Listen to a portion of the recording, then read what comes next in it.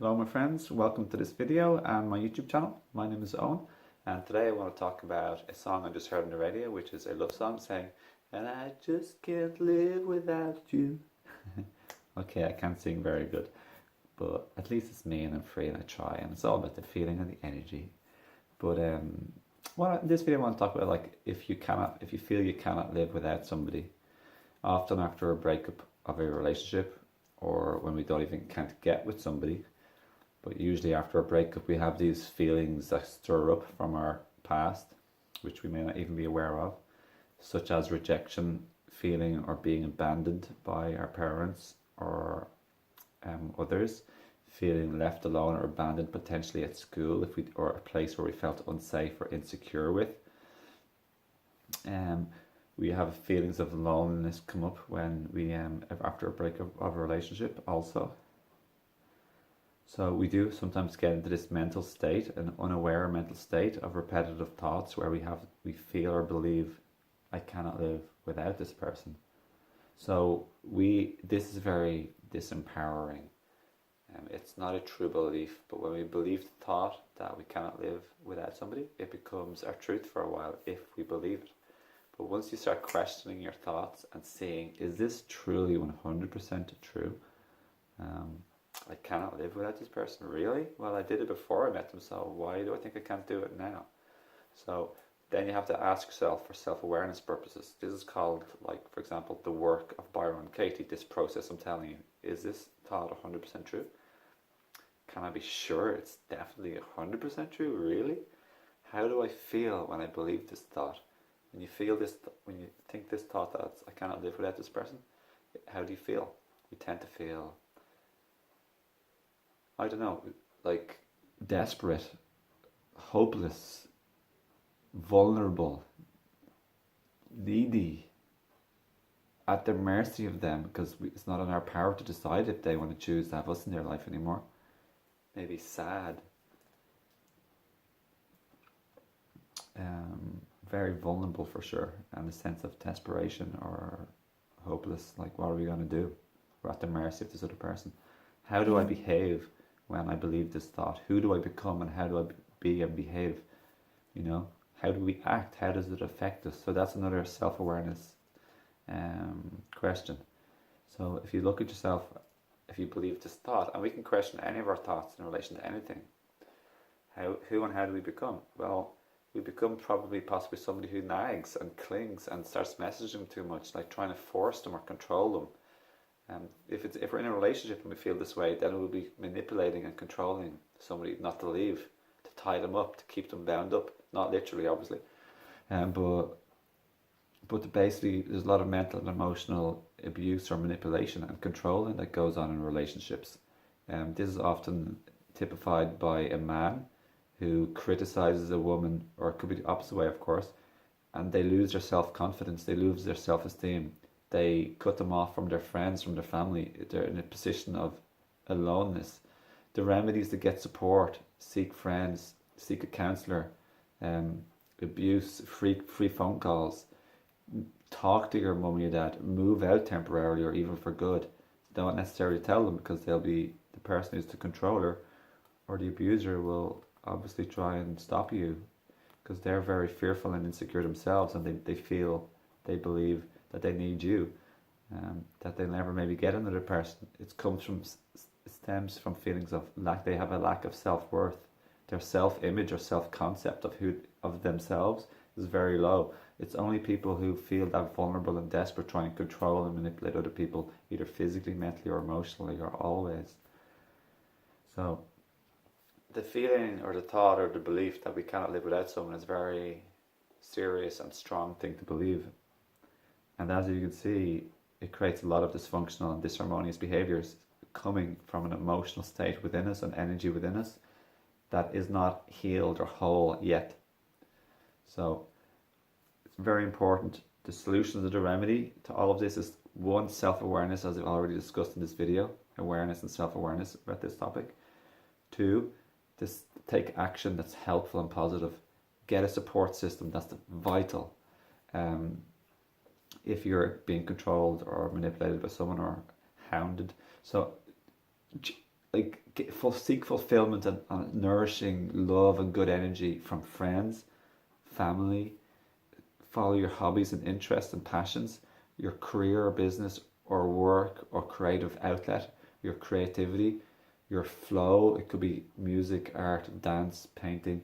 It could be running or cycling or doing something out of nature, swimming, who knows, walking and hiking. It could be walking with your dog. It could be find other wholesome, nourishing activities with friends, family, or the community. Get involved. Stop putting all of your eggs in one basket where you're trying to have one person to fulfill you. It's imbalance, it's untrue, it's unjust. It's not fair for the other person also, I have to say, my friends. Let them off the hook. Make a resolution. Create this statement. My happiness doesn't depend on you. You're off the hook. My happiness depends on me. It's not on you. So stop putting the blame and the responsibility for your well-being on another person. And that is pivotal and vital. I learned this from Abraham. Also channeling from Esther Hicks. I highly recommend and love her and their videos.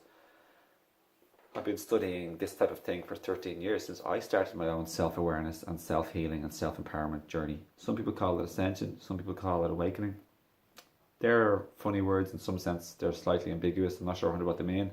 At least if you don't know what they mean, you're not sure what they mean. It might sound a bit overly spiritual or like, well, what's that? It's about self-empowerment, self-awareness, and self-healing from past traumas, hurts, wounds, conditioning and programming, etc.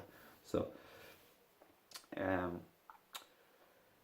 I cannot live without you. So, stop putting responsibility on someone else to change their life and change themselves and to like look after you like you're like almost like we're a child. Start like practice and start like self-growth, self-growing up, being more mature from an inward spiritual perspective.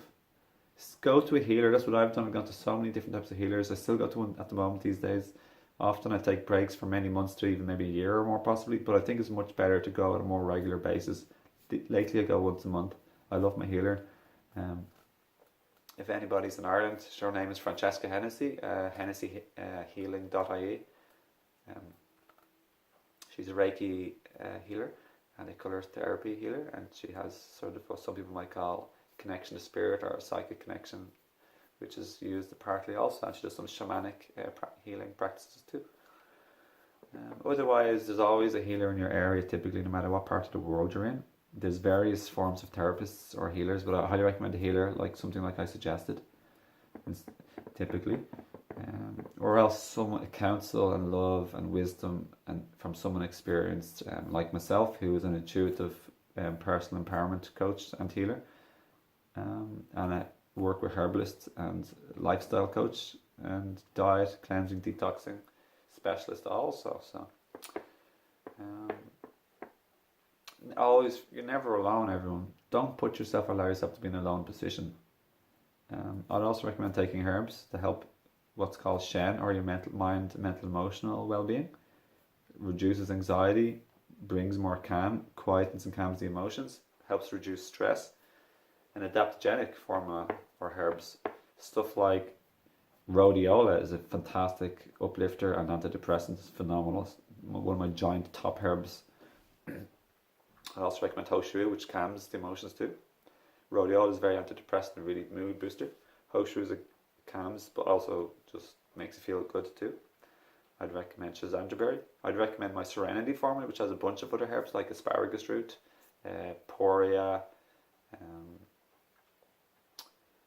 a variety of herbs like reishi, all in one formula. So the Serenity formula is very good. I'll put the links for these herbs or herbal formulas down below, so you can check it out. Overall, my top two favourite herbs at the moment are Cordyceps and Ho Shou Wu, but Cordyceps isn't really for anything. And this topic is more about energy and lungs, breathing, immune system, athletic performance and recovery from adrenal fatigue. And Ho Shou Wu is something similar. But yeah, get support from a variety of different places and go out. Make sure you get out there in nature and exercise, and make sure you get a good sleep, because they're the fundamentals along with diet. I'd recommend a raw vegan diet. If you don't want to do veganism, at least just really recommend more raw diet, more raw living food instead of cooking. But do what you wish, keep learning, stay open and curious. That's pivotal and vital, because if you don't stay open and curious and willing to learn and investigate and do some research or even listen to other people's perspectives, you're never going to get anywhere, because you're just going to always stick in the same old stuck habits and practices as before, and old stuck limiting belief systems. So I've been doing this for 13 years or more myself also, maybe 14 years. So everyone, I hope this video helps. If you've liked this video, please give it a like, but hit the like button. Make sure you subscribe if you haven't already, and hit the notification button down below. Hit the bell button, otherwise you may not receive notifications. And I do make regular new videos on holistic living, body, mind, spirit, relationships, communication, cleansing, detoxing, intermittent fasting, herbs, wild green, foraging, and personal healing and personal empowerment, and in achieving the best health possible regularly. So other than that, feel welcome, and please do share with your friends and family if you are inspired and feel they may be interested. So other than that, I look forward to seeing you in another video. I hope this video helped, and lots of love sincerely from my heart. Thanks again for watching. I'll see you again next video.